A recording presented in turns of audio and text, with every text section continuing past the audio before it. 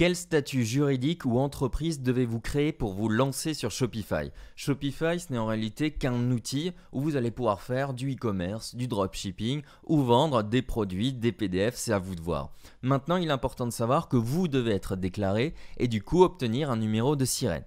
De cette manière-là, ce numéro-là permettra de vous identifier et de savoir exactement qui est derrière le site internet que vous allez ouvrir. Ici, dans cet article que je vais vous laisser dans la description, vous allez pouvoir voir les différents statuts juridiques. Dans un premier temps, on commence généralement avec le statut de micro-entrepreneur ou anciennement auto-entrepreneur. Ce statut-là permet de créer facilement une activité sans avoir besoin de dépenser de l'argent. Vous payerez uniquement en fonction de votre chiffre d'affaires sur la première année.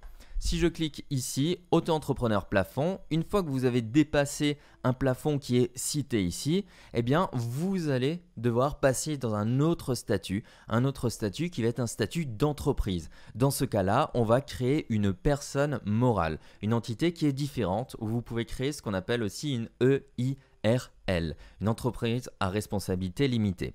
Dans le cas où vous créez une société, donc une personne morale, vous allez devoir créer un capital ou apporter un capital et cette société-là va avoir par exemple un expert comptable que vous allez rémunérer une centaine d'euros par mois par exemple en fonction du travail que vous allez lui demander bien entendu de faire et dedans vous serez président par exemple, directeur général, le poste que vous voulez mais majoritairement président et vous allez pouvoir du coup être tout seul dedans ou avoir des employés et de cette manière-là vous allez pouvoir créer ce qu'on appelle une SAS, une SASU, une SARL, une SCOP et ainsi de suite.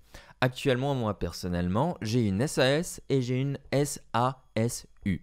Ici, la SAS contient des investisseurs et plusieurs associés. Et ici, c'est moi uniquement qui est dans cette société. Tous les statuts que vous voyez là sont en fait adaptés pour une activité de toute façon sur Internet.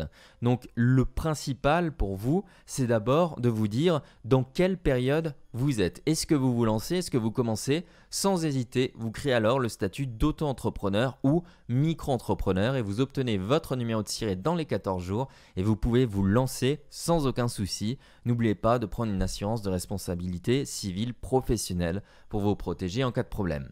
Ensuite, une fois que votre business commence vraiment à grandir, vous aurez tout le temps d'avoir des conseils auprès de CCI, excusez-moi, de banques ou d'autres entrepreneurs pour créer un statut qui vous correspond. À savoir la SAS, c'est une société qui va vous permettre d'être beaucoup plus souple dans votre activité, de faire entrer des investisseurs par exemple, avec plusieurs associés.